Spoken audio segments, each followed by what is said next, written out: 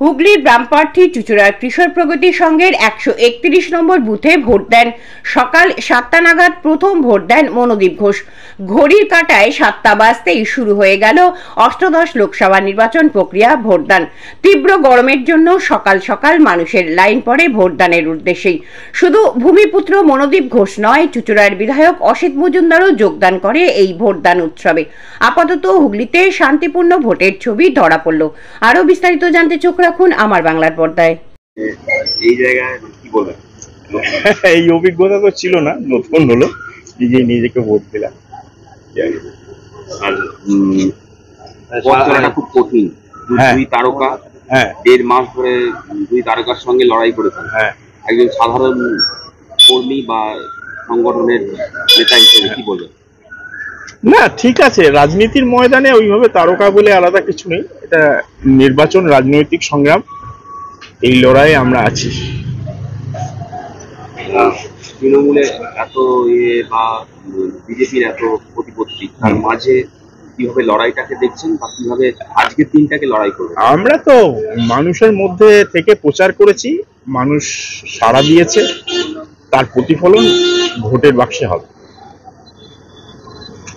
কি করবেন আজকে সারাদিন চেষ্টা করব যে বিভিন্ন জায়গাগুলোয়, আমাদের 7টা বিধানসভা, সেখানে যাওয়ার চেষ্টা করব। সবটা হয়তো হবে না, কিছুটা আমাদের ইলেকশন এজেন্ট যে আছে তার সঙ্গে ভাগ করে নেওয়া আছে। এখনো অব্দি সেইভাবে কিছু নেই। হ্যাঁ, কম বেশি কিছু কিছু জায়গায় একটু ধনেখালির দিকে কিছু টুকটাক ধমকি টমকির ব্যাপার ছিল, সেগুলো উপেক্ষা করেই আমাদের কমরেডরা গেছে। কোন জায়গায় সন্ত্রাস হবে বা এরকম কোনো হ্যাঁ, আমাদের তো সন্ত্রাসের আতুর ঘর এই লোকসভাতে হচ্ছে ধনেখালি। তো আমরা ইলেকশন কমিশনকে বলে রেখেছি, নিশ্চিত আশা করব তারা যথাযথ ব্যবস্থা নেবে। ইলেকশন কমিশন যেভাবে প্রস্তুতি নিয়েছে সেটাতে আপনারা খুশি? সবটা তো ওইভাবে হয় না, কিন্তু ভালো, অন্য বছরের থেকে এবারে এখনো পর্যন্ত সব থেকে বড় কথা হচ্ছে রেসপন্স করছে। আমরা যে কথাগুলো বলছি, কোথাও কোনো অভিযোগ থাকলে সেগুলোকে করবার চেষ্টা করছে। লড়াইটা কঠিন হবে? লড়াই কঠিন, আবার সম্ভাবনাময়।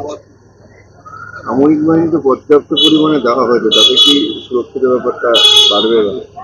না, শুধু সামরিক বাহিনীর উপরে বিষয়টা নির্ভর করে না, মানুষের জেদ, তার ইচ্ছা, আমার নিজের ভোট আমি নিজে দেবো, সেইটা এবারে সবচাইতে বড় ইচ্ছা। মানুষ আসছে, নিজের ভোট নিজে দিচ্ছে, জেতার আশা নিয়েই তো লড়ছি।